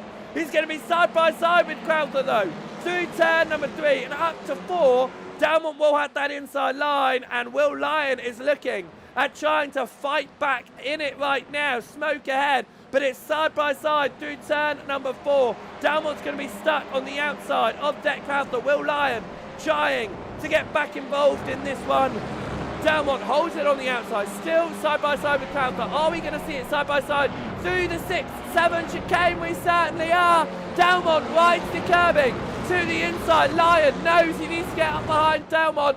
He's going to be running the faster line at the moment, and Delmont is going to get momentarily ahead. There's still a nose in here from Dec Crowther. Lyon ducks to the inside though. Delmont gets that position, and now it's Will Lyon's opportunity around the outside of turn number 11 up towards turn number 12 now. Crowther is going to have the inside line. Will Lyon is going to try and get it on the brakes on the outside. He gets the overlap, and he will get the position up to 10th place for Will Lyon before the braking zone, and that is the ever deep dive from John Brown, looking to try take the opportunity to get past Dec Crowther into turn number 13, and he certainly does. John Brown moves into the semi-pro podium, 11th place overall, and what a lap number 6 that was for all of that midfield fight. Up towards turn number 1 though, and it is going to be Kyle Hardy looking at a slightly different line up towards turn 1. He stays behind. Right, back towards the front here, because Jake Cooley is running around in 2nd position. He is looking to try and take the overall race victory. They've got Kim Borkland chasing on behind here, but we are halfway through this race and in time, and at the end of this lap we'll be halfway through this race in laps. Chris London out of this race, unfortunately, about 2 laps ago, which is a real shame for him. Bonus points going the way of Borkland, but with Delmont still inside the top 10, it is championship to Delmont. He will join Downing and Titchler, and as it stands, Vigard Olsen Leah, who is looking to get the strongest result of his season, if he can get it home in 4th position. Right now, that'll be an absolutely phenomenal job for the amateur driver, who has 15 cars between himself and the driver 2nd in class. onto the brakes for turn number 12 right now. And Adam Delmont has made his way past JB Deshay behind. Deshay is not going to give it up though. We'll try to fight him into turn number 12, but it will switch over into Delmont's direction. A little bit of a nudge, another little bit of a nudge there. But Delmont keeps it going forward, and Will Lyon says, okay, I'm going to take advantage of that one. I'm going to get through, and Deshay in all of that has to come down pit lane. And you can see why after all of that bumping and banging. That is the legacy Audi, the only legacy Audi out there, has some major damage on his car, and he will get that one fixed, which means Deshay falls down the order. Thomas Kuhn therefore jumps up into 18th position overall, but it just isn't going to work out for him. If Olsen Lear was to crash out of this race and finish, let's say, last position, which would be right now 23rd position in this race, he'll be taking 28 points, which means on the top of my head, Thomas Kuhn needs to finish in 8th position or better, and that is with Vigard Olsen Lear finishing in 23rd position. So this championship is all but Lear's right now, just like it is all but Delmont's at the moment as well. We are going to know our championship standings before we even get to the official standings being displayed for us. Of course, the one that we won't be, well, I could work out the points, but it would be a lot harder to figure them out, will be the team standings. That's the one that is still open right now between the Sim Racing, between Borkland's team, isn't it? Sim Racing Forces Norway, and between Next Gen Racing as well with that of Adam Delmont. So they are both going for the championship standings in the team's standings, which we will need to have confirmation of at the end of all of this. 10 minutes left to go of the season then, as Craig Walters still leading ahead of Jay Cooley. It is then Kim Borkland behind and Vigard Olsen Lear. The top 4 positions in this race are your rainbow colours. It's your Pro-Am leading, your Semi-Pro in 2nd, your Pro in 3rd, your Am in 4th. If Jay Cooley is able to get past Craig Walters and Kim Borkland is able to take the overall victory, it would be the 4 classes in class order as well at the very front. But it is the Audi that is proving to be the best in this reverse grid race. This is your battle for your podium positions right now. It is Craig Walters in the 007 machine leading the way ahead of Jay Cooley in the 89 machine and Kim Borkland in the 884 machine. A little bit of smoke being kicked up from each of them as we ride on board here with Kim Borkland. He pushes wide through turn number 3, and of course they'll be wanting to keep it within side track limits and not extend it too much and get any penalties for track limits in this one as we get onto the brakes of turn number 5. A little bit of smoke there from Craig Walters at the front. Of course, this is a difficult one to overtake on. Defending is a lot easier than overtaking here. With that being said, we have seen drivers move all the way through the field. Borkland started this one in 11th position, of course, and he has managed to make his way up into P number 3. Just different lines being raced here as drivers try to figure out where they can find speed. Borkland thinking, where can he place his car to get his way past Jay Cooley? Perhaps before he needs to get past Craig Walters, could he try and push Cooley into a fight with Walters that allows Borkland to benefit the most from that? But as they stand right now, still very, very close in the lead, fighting. Again, none of these for none of these for class positions, but they are all for overall positions, and overall positions are where the point counts. And in the final race of the season, you want to be the driver to say, I won the last race of the season. At the moment, Craig Walters is the man who is trying to take that crown. Jay Cooley, however, is trying his hardest to take that away from him, and Kim Borkland sitting behind, thinking, how can he find his way through? Of course, wanting to help his teammate De Jong in this race, sitting in 12th position right now, which gives advantage to Jack Brown and to Adam Delmont, who are 6th and 7th place. And that does mean, actually, as it stands, Next Gen Racing Green are going to be your team's champion as well. As we come through turn number 3, Will Lyon gets past Lucas Henschel, so does John Brown, as Lucas Henschel has found his way into the barrier here, and it's a really difficult place for him because he has cars coming through that happen. He's had to wait till everyone passes him by before he's able to do anything. Was it contact with Will Lyon? It was just a little bit of a nudge, and the whole car got sent around. And actually, Henschel did the exact thing he should have there. He accelerated forward to get himself further off of the racing line as best he can and get himself out of the way. So a lot of time lost for Lucas Henschel there. Your amateur champion from season number 9, of course. He's had a difficult go out there in the Pro-Ams. He's been figuring it out, but he has been finding a little bit of pace as the races have gone on. Today, though, he's fallen down the order with that spin. Right, Ronald de Jong is on the back of Deck Crowther there, fighting out for 10th and 11th position as Adam Delmont gets past his teammate Jack Brown. I'm sure there was not too much of a fight there, as Will Lyon also makes his way past Jack Brown in that one. In fact, we'll go have a little bit of a look at how that one occurred. Brown in the number 13 machine. Pulls over to the side. Yep, allows his teammate through. And with it, he tried to go defensive on Lyon. Lyon jumped to the inside. But that was definitely a team play there for Jack Brown, letting his teammate through. But he did inadvertently give up position to Will Lyon as well. Lyon knew what was going on, and he took full advantage of that one. Right then, we head up towards turn number 1 in this fight between Crowther and Dion. Dion looks to the inside once more. Will have to remain behind with looking at 4 more laps to go in the season. It has been a strong season. Adam Delmont is en route to take your pro and overall championship victory. Daniel Downing, not out there today, is your semi-pro champion.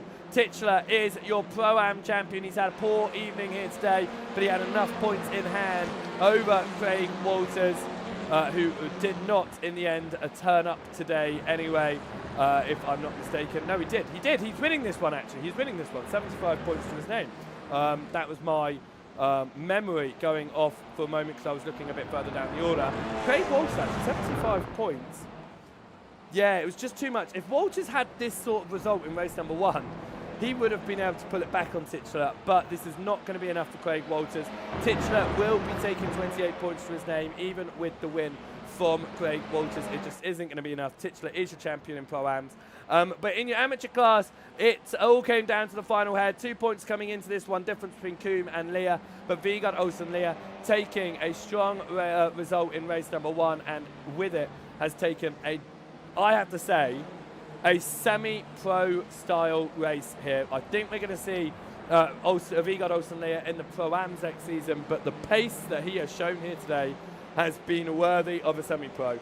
But I do think we'll see him promoted into the Pro-Am class for next season, as he has had his ups and downs over the course of the season. Just a very strong evening of racing here today. They came across the line. It's 3 laps to go this season, and this is your fight for your race victory, the final victory of the season. It is Craig Walters leading the way. It is Jay Cooley in 2nd position, and it is Kim Borkland in 3rd position right now. Borkland just couldn't beat Delmont to the victory in the end of this one, but he has been doing a nice job overall, though, in getting points onto the board, crucially for his team. I just don't think it's going to be enough to take either of those championships, but what a season it's been for Kim Borkland, and has had a real resurgence towards the end of this season as well. And as I look at the sign-ups for season number 11, Borkland is going to be back out in that field, and once again we'll see him in the pro field, of course, for season number 11. Yes, I can't believe we're already approaching the 11th season of competition. That's absolutely mental. We stepped into the SRL TV's commentary booth here at Joseph Wright Broadcasting back in the middle of season number 9, and we are already at the end of season number 10. Season 11 starts in 3 weeks' time, but over the next 2 weeks we do have racing coming your way here on SRL TV. We have got the pre-season events in our for the season 11 lead up, and even if you're not signed up to the championship, you can get yourself down onto the track and see what it's all about in those pre-season events. They will be broadcasted live here on SRL TV and Joseph Wright Broadcasting, and also you can then get yourself signed up into season number 11 as well. Do it quick whilst there are still sign-up. Sturdy drivers have been confirmed, and those final 20 spots are gonna go quick. There is no doubt about that. Right, Cooley has a great advantage on Craig Walters here. Up towards turn number 1. Walters stays defensive. Cooley's going to go for the late move to the outside. Jay Cooley tries to take race victory here. Tries to move into the lead of the race. Out of turn number 1. He looked to the inside of turn number 2. Will back out again. And now trying to force Walters to go deep. They know they've only got 2 laps in it. Cooley wants to try and do something now before it is done. Falkland's watching this fight and thinking, yep, do you know what? You're right. Now is the time to do something, to make our way through. Right, to the inside of turn number 4, as that was defensive from Walters. As Falkland, a little bit of a slide there, backs out of it ever so slightly as he just holds the car, but he is still all over the rear of this fight now. Adam Delmont has closed up to within a second of Vigard Olsen-Lear, and Will Lyon just a further second back. Can Olsen-Lear lose it down to 6th by the end of this one? Even if he does, this is still an extremely strong result, as that's Falkland to the inside of Cooley. A slight nudge there, but this has just allowed Walters to gain a half a second advantage up towards the final lap of the race. Falkland probably realising a victory was out of touch, wanted to try and move his way up to second and put Cooley off of the line. It was a slight touch, causing Cooley to have a slide in the JC Academy Emerald machine, but he does hold on to second. He now has to try and goes back up to Walters along the front straight. Is he going to get pushed by Falkland, and are they going to work together, or are they going to be fighting up towards turn number 1? We come through turn 14 for the penultimate time. The white flag is going to be out here, and we head on to the final lap of season 10 here in the SRL TCR League as we go up towards turn number 1. Craig Walters holds a 6/10 advantage over Jay Cooley through the first turn. It was slightly wide by Cooley, slightly wide by Falkland. They keep the gap between them right now. Adam Delmont is all over the rear of Vigard Olsen-Lear. Lear goes slightly deep into turn number 2. Delmont looking to potentially take 4th position overall here as we come through turn 3 and up towards 4. You can see that gap that Walters holds over Cooley into turn number 4. Delmont all over the rear of Vigard Olsen-Lear now. We go into the second sector. It's all about trying to get these S's done right now. Grass up ahead, being kicked just a little bit. Cooley on a slightly different line here. Looks like he might be able to hold second. But for Craig Walters, crucially, looks like he might be able to hold the race victory in this one. Delmont all over the rear of Vigard Olsen-Lear. Looks to the inside. It's side by side between Vigard Olsen-Lear and Adam Delmont. Delmont's going to go and try for the switchback up towards turn number 12. Olsen-Lear, is he going to go defensive? He is going to do his best to keep the speed on the outside. It's side by side here for 4th position. Will Lyon trying to get involved as well. The checkered flag is out. Craig Walters is going to take victory in the final race of the season ahead of Cooley and Falkland. Vigard Olsen-Lear trying to keep 2 pro drivers at bay. It's going to be a drag race to the line, but Vigard Olsen-Lear beats Adam Delmont to 4th. Will Lyon takes 6th. Daniel Lewis takes 7th position ahead of John Brown as drivers fight their way to the line. What a race it was. What a season it has been. But the final race of the season is won by Craig Walters.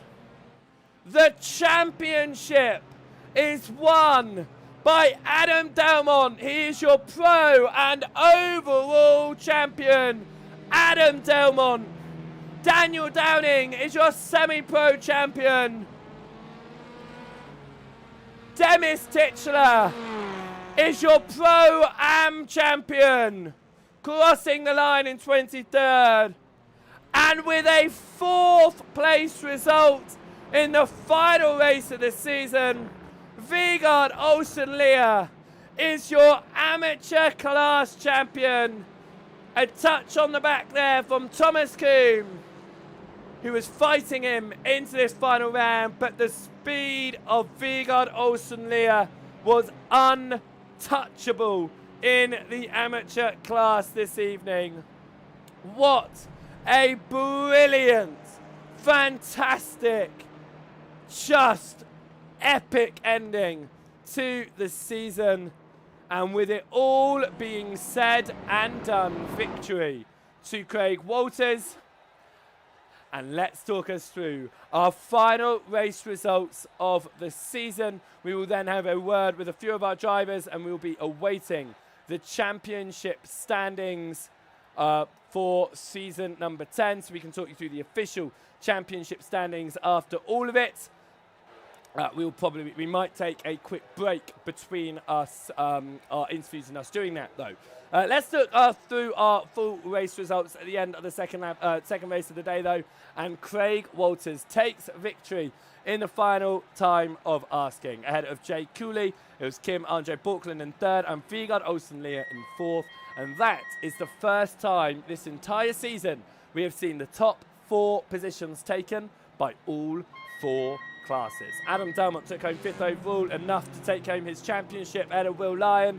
Daniel Lewis took home 7th ahead of John Brown, and Jack Brown came home 2nd in class, 9th overall. Ronald de Jong in 10th, and with those results, I do believe that Next Gen Racing Green have taken the team's championship, but we will get that confirmed when we get our full season results. Deck Crafter came home in 11th ahead of Carl Hardy. Kev Ayler in 13th ahead of Fraser Garrity. Mark Draper came home in 15th position. Paul Hurley crossed the line in 16th ahead of Thomas Kuhn, who just couldn't quite do enough in the amateurs. Came home 2nd in class, though.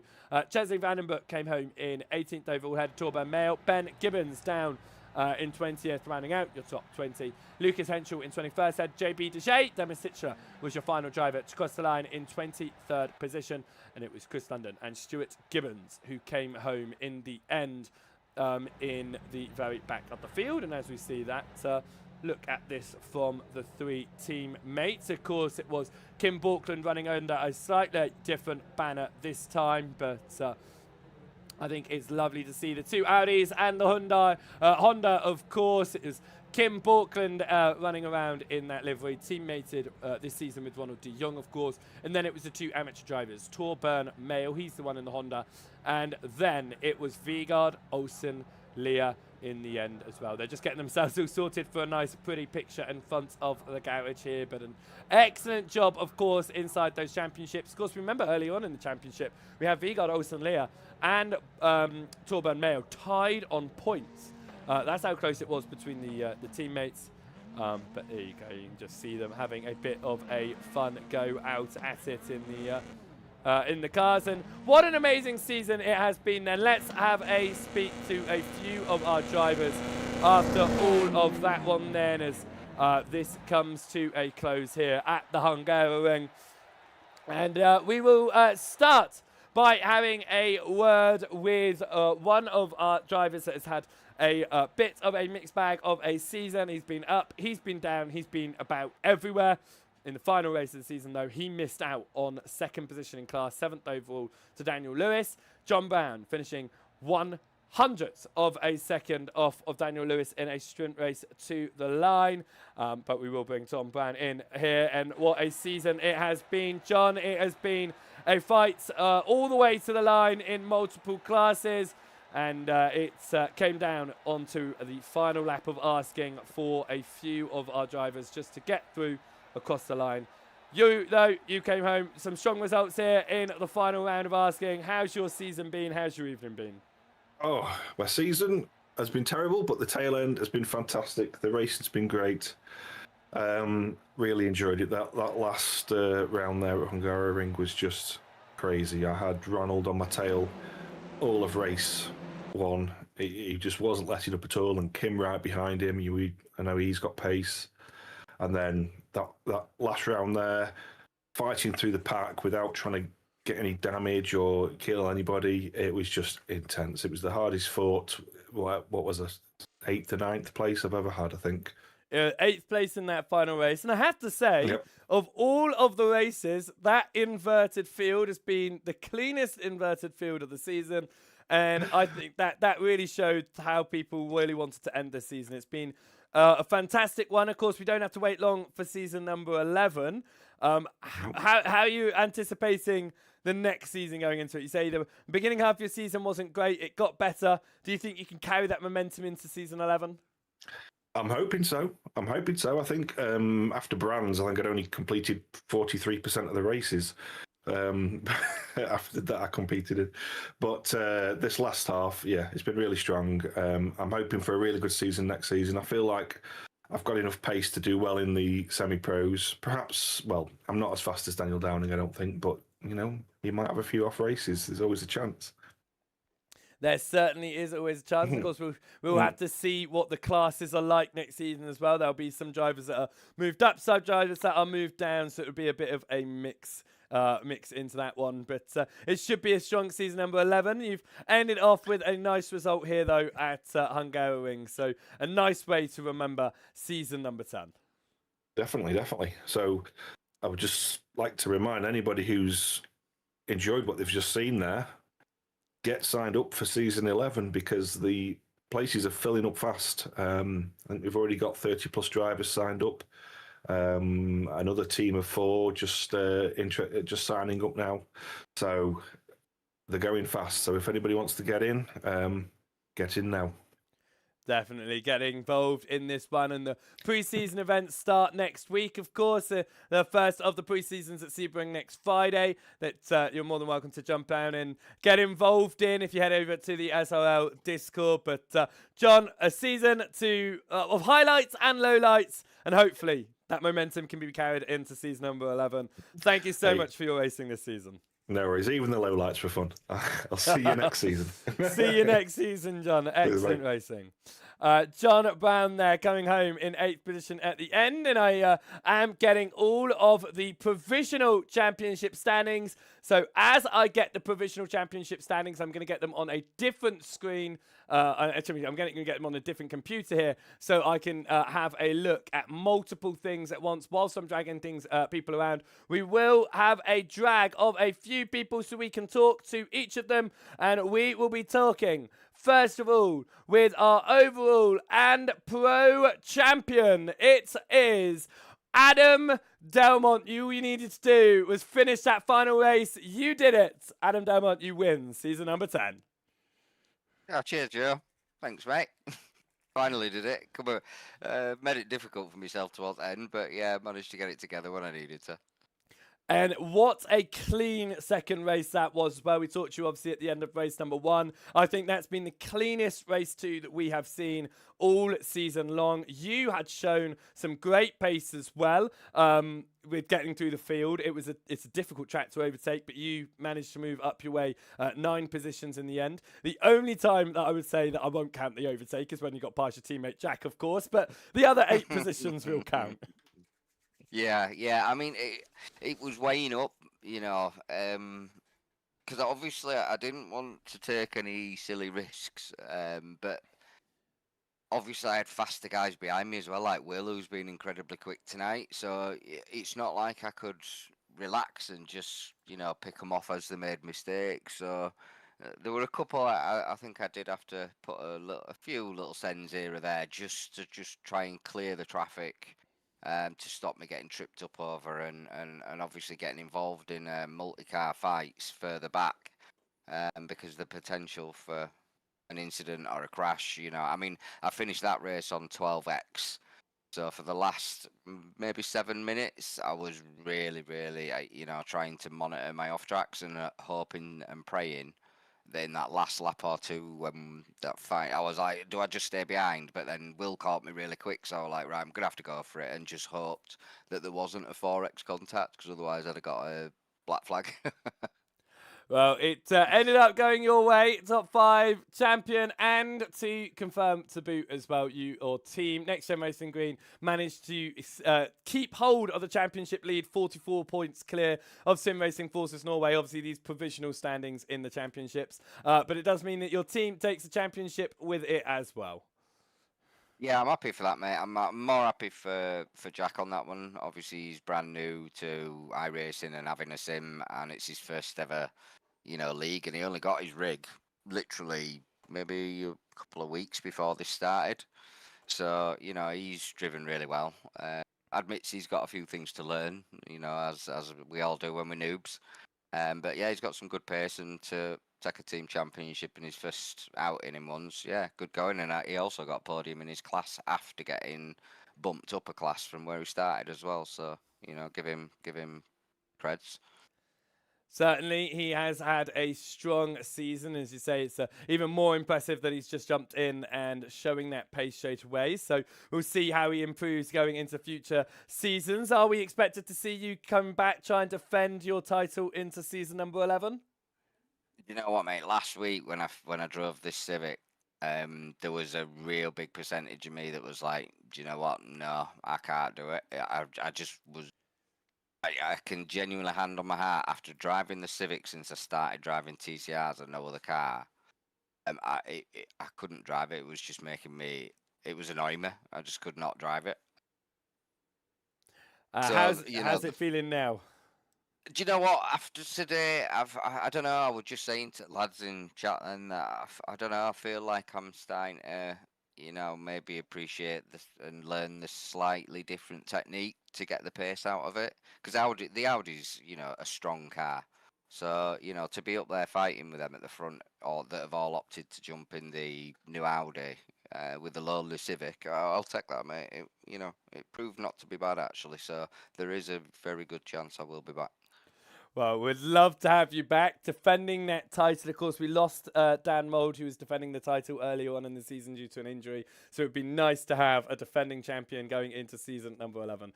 Congratulations on all of the race victories you've had this season, the championship in both your pros and your overalls, and the team championship to boot, Adam. Yes, Joe. Thank you very much.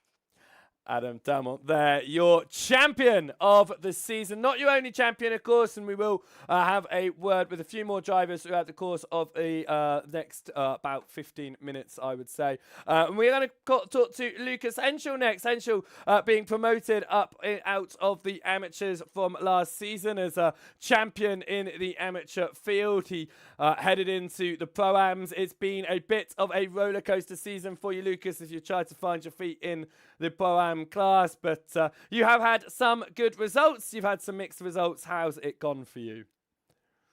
First race was really good. Second race was good until I unfortunately touched Will, but no blame on him there. It was just the car overreacted. Like there was way more spin that should have happened because we barely touched. So happens sometimes, but I put a lot of work we did see you go into the wall in that one. Yeah, that was it. Yeah. It's a shame that contact. Yeah, it was kind of. But yeah, I'm happy. I felt competitive. Like I felt like I gained positions because I wanted to gain and not because people crashed.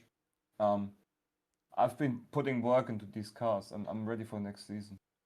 Well, we are excited to have you back for next season. Of course, you finished this season in your Pro-Am's 9th position in class provisionally on our points ahead of Stuart Gibbons. So the results that you had here today, even with the spin, it still came back to help you out in the end and get some points onto the board. Do you think there's going to be a bit more consistency then next season, as you've learned a lot through this season and the cars having their recent change as well? You seem to be showing some good pace out there. Yeah. I think like the new cars fit me way better. Not the Audi though. I'm going with the Elantra for next season. So let's see how it turns out. I want to attack top 3 in Pro-Am for sure, yeah. Well, it'll be interesting to see where we can all stand. Of course, classes will be reallocated again next season, but we'll see how you get on in that Pro-Am field, if that's where you stay. And we're looking forward to seeing how you go in season number 11. But a season with ups and downs. Have you had a favourite moment from this season that you'd like to talk us through? First race of this, first Hungaroring race was my best one, for sure, yeah. That was my best race. I forgot most of the other stuff. Like, I just throw it away. Everything that happened this season, not in my favor. You mentioned the roller coaster. I felt like I was on the chain hill until like first race of today. I was just waiting for something to happen, and today it happened. And if I can continue driving like this next season, I feel pretty confident. Yeah. Going to say we can get the momentum straight in. We've got pre-season events over the next 2 weeks, of course, that'll be broadcasted here on SRL TV. But then we head into the first round of the season in just 3 weeks' time. So you got a couple of opportunities to get out there in the Elantra, test with the other drivers that will be preparing for season number 11 as well, and see what you can do. So well done for your first step up into the semi-pros after off the back of your amateur championship, and we are very excited to see what you can do in the 11th season of competition. I'm excited as well, and I wish you a good night. And yeah, have fun next season casting as well. Broadcast is always good. Enjoy it, and I hope you enjoy it as well. Thank you. I certainly am, and I'm enjoying all of it, and looking forward to seeing you back down on the track next season, Lucas. See you then. Lucas Henshaw there, coming home in the final race of the day in 21st. We saw that spin into the barrier, obviously. It was that little bit of a touch. It did look a bit odd, I would say, but it ended up with that spin. With that being said then, in your Pro-Ams, I know it's not your second highest class, but we'll talk about the Pro-Ams because that's who we were just talking with. Demis Titchler was the man who took home the top spot in the end, only by 25 points with Craig Walters' last race victory, but it was enough points early doors from Titchler to take the championship. It's great news for him, and Jack Brown as well. Let's have a little word. I would like to have a word. He's disappeared. He just jumped off a little bit earlier. I wanted to have a word with Jack, obviously coming home to take the team's championship there, Jack Brown, as well as coming home third in the end in your Pro-Am standings. Your semi-pro standings was won before this evening by Daniel Downing. It is officially tied on points for second in your provisional standings. Kev Aylett, Carl Hardy, 686 points apiece. That'll be count back. But that is yet, again, that's provisional standings without any post-race penalties applied. But if that is as it stands, I think Aylett will hold on to second ahead of Hardy. But that is tied for second place. And then finally, to confirm it, your amateur standings in the end came home to be Vigard Olsenlier, 616 points in the end in that one, ahead of Thomas Coombs, 571 points. So quite an advantage to Olsenlier with a very strong final race of the season. Well, a whole evening of the season as well. Here, though, at Hungaroring, it will be time to end as well as here at SRL TV. What a season it has been. What a championship it has been. And we don't say goodbye for very long. In fact, we say goodbye for the same amount of time as we always do, because we will be back next Friday for the first of the pre-season rounds of season number 11. We are going to be heading to Sebring for the pre-season race number 1 for the season 11 of competition. We'll be back on the YouTube as SRL TV, so make sure that you're hitting the subscribe button over there. You'll be notified when we go live every single Friday for these wonderful broadcasts and any POV streams that might occasionally pop up as well. And then, of course, if you're watching over on any of the Joseph White broadcasting channels, make sure you're following, subscribing, doing whatever it is you need to do over there to get notified when we go live. From SRL TV here tonight, it is goodbye, and we will see you next Friday. From Joseph White Broadcasting, it's goodbye tonight, but we are back for 4 more broadcasts over the course of the weekend, so make sure you're checking us out on the Twitch and the YouTube so you can catch all of the events that are coming up over the course of this weekend. I hope you guys have a fantastic evening, though, and make sure that you do check out the Joseph White Broadcasting YouTube channel, because the highlights from season number 10 will be up there in full very, very shortly, as we do have an upcoming holiday for my full-time job, which means that all the highlights will be up to date over there, and you can see all of season number 10 in its glory in very quick, digestible race recaps before we get into the 11th season of competition. So then, it is congratulations to Adam Delmont, because he is your overall champion and your pro champion. It is congratulations to all of our other drivers as well, as they take the championships in class. Before we say goodbye fully, though, let's talk you through your full championship orders in each of your classes. Adam Delmont is your champion in your pros. Borkland in second ahead of Will Lyon. Jaden Scotton will come home fourth ahead of Luciano Espinera. Arthur Thurtle in sixth. Dan Mould falls down to seventh after having to step out due to injury. He finishes ahead of Logan McKenzie. Jack Bolton in ninth. Anthony Lammer in 10th position. Daniel Downing wins your semi-pro standings ahead of Kev Aylett. Carl Hardy takes home third in the end ahead of John Brown. Dec Crowther will finish in fifth ahead of Ronald de Jong. And Daniel Lewis. Mark Draper falls to eighth ahead of Stephen Fry. Jay Cooley takes home 10th in the end ahead of Tom Woodcock, Andrew Lovesey and Marhan Codeman. Dennis Titchler wins your Pro-Am standings ahead of Craig Walters. Jack Brown will finish in third, moving up the order with Fraser Garrity in fourth, knocking Paul Hurley down to fifth position. Alan McCain takes home sixth ahead of JB DeJay, Kevin Marshallsay and Lucas Henschel. Stuart Gibbons will finish in 10th ahead of Luke Woodhouse. Gonzalo Oliveira takes home 12th in championship. Vigard Olsen-Leah will win the amateur standings ahead of Thomas Coombe. Ben Gibbons will finish in third with Torban Mail in fourth. Chris London in fifth ahead of Jeff Saunders. Chesney Vandenbroek will finish in seventh, coming ahead of Scott Malcolm. Aaron Matthews in ninth ahead of Andy Littler. Yannick Van Wienen will come home in 11th position and James Brown will take home 12th. What a season it has been then, and I wish you a good night and a great week. We are done for season number 10, but we will be back for the 11th season of competition in just 3 weeks' time. Pre-season starts next Friday. Make sure you don't miss it. Until then, it's goodbye. Goodbye.